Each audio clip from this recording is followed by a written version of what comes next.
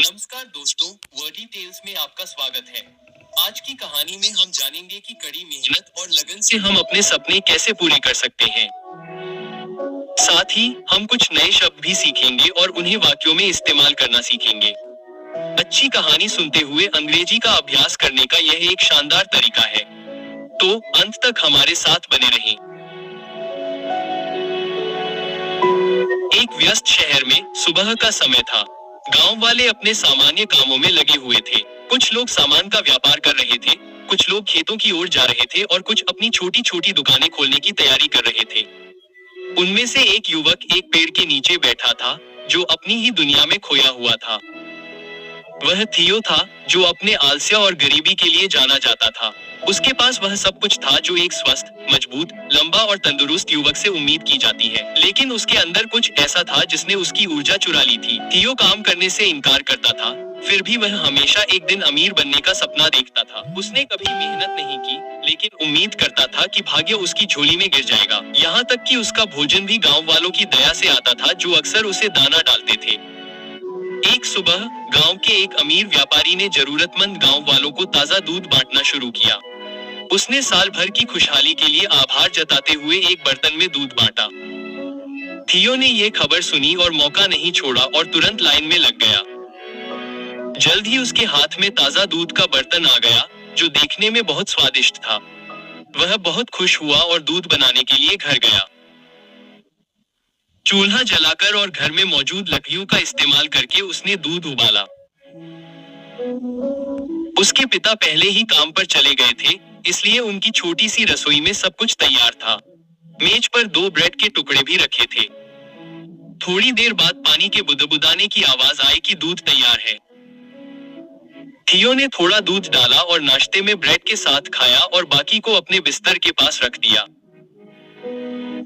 लेकिन खाना खाने के बाद खेत में पिता की मदद करने के बजाय उसने अपने कमरे में लेटने का फैसला किया। वह दिवा स्वप्न देखने लगा। अगर वह अमीर हो गया तो किसी तरह उसकी सारी परेशानियां दूर हो जाएंगी। उसके विचार उसके पास रखे दूध के बर्तन पर गए। उसने सोचा कि अगली सुबह तक दूध जम जाएगा और पनीर में बदल जाएगा। फिर मैं उसे बाजार में बेचकर पैसे कमाऊंगा। उसने सोचा, उस पैसे से मैं एक मुर्गी खरीदूंगा। मुर्गी अंडे देगी और उन अंडों से चूजे निकलेंगे। मैं उन चूजों को तब तक पालूंगा जब तक वे बड़े नहीं हो जाते। आखिरकार ये मुर्गियां सैकड़ों अंडे देंगी और जल्द ही मैं एक पोल्ट्री फार्म का मालिक बन जाऊंगा। उद्धरण चिन्ह। थियो की कल्पना नदी की तरह बह निकली। फिर मैं सारी मुर्गियां बेचकर कुछ गाय खरीदूंगा। मैं एक डेयरी फार्म खोलूंगा और शहर का हर व्यक्ति मुझसे दूध खरीदेगा। मैं बहुत अमीर हो जाऊंगा और जल्द ही गहने भी खरीदूंगा। यहाँ तक कि राजा भी मुझसे सारे गहने खरीदेगा। मैं और भी अमीर हो जाऊंगा और फिर मैं एक अमीर घर की खूबसूरत लड़की से शादी करूंगा। जल्द ही हमारा एक सुंदर बेटा होगा और अगर वह आलसी निकला तो मैं उसे सबक सिखाऊंगा और डंडे से मारूंगा। वह आलसी कैसे हो सकता है जब उसके पिता ऐसे इंसान हैं जो एक मटके के दूध से अमीर बने हैं। थियो की कल्पना बहुत दूर तक चली गई। एक आलसी व्यक्ति को सजा देने के बारे में दिवास्वप्न में उसने एक छड़ी उठाई और उसे इस तरह घुमाया जैसे किसी को मार रहा हो। गलती से वह पास में रखे दूध के बर्तन से जा टकराया और दूध बिखर गया। तभी वह अपने दिवास्वप्न से बाहर आया। वह कुछ देर के लिए खड़ा रहा और अपनी निराशा को समझा। उसने गिरा हुआ दूध साफ किया और फिर से अपने दिवास्वप्न में लग गया। अगली सुबह उसने गांव में टहलने का फैसला किया और उम्मीद की कि कोई नेक दिल इंसान फिर से दान कर रहा होगा। कुछ भी नहीं बदला। उसका जीवन अभी भी गरीब और दयनीय था। दोस्तों, अक्सर हम जीवन में बड़ी बड़ी उपलब्धियां हासिल करने की अवास्तविक आशाएं रखते हैं, फिर भी हम कुछ नहीं करते और बस हाथ पर हाथ धरे बैठे रहते हैं। यह वाकई शर्मनाक सच्चाई है। क्या होगा अगर हम अभी से अपने दिमाग में एक नियम बना लें, हमारे कार्य हमारी आकांक्षाओं के अनुरूप होने चाहिए। अगर हम सफल होना चाहते हैं तो कड़ी मेहनत करना जरूरी है। अगर हम कामयाब होना चाहते हैं तो अनुशासन जरूरी है। अगर हम भगवान की मदद चाहते हैं तो प्रार्थना जरूरी है। इसलिए अगर हम आलसी भी हैं तो भी हम अपनी आदतों को बदलकर सफल हो सकते हैं। कहानी से कुछ नए शब्द सीखते हैं। आकांक्षाएं, कुछ हासिल करने की प्रबल आशाएं या महत्वाकांक्षाएं। उदाहरण के लिए, उसे डॉक्टर बनने की बड़ी आकांक्षाएं हैं। लोगों को कुछ देना, उदाहरण के लिए, शिक्षक ने सभी छात्रों को गृहकार्य वितरित किया। भरपूर, बड़ी मात्रा में। उदाहरण के लिए, इस वर्ष बगीचे में भरपूर फसल हुई। कल्पनाएं।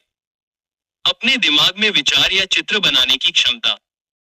उदाहरण के लिए, बच्चों में अक्सर बहुत सक्रिय कल्पनाएं होती हैं। गरीबी, अत्यंत गरीब होने की स्थिति। उदाहरण के लिए, बहुत से लोग कड़ी मेहनत करने के बावजूद गरीबी में रहते हैं।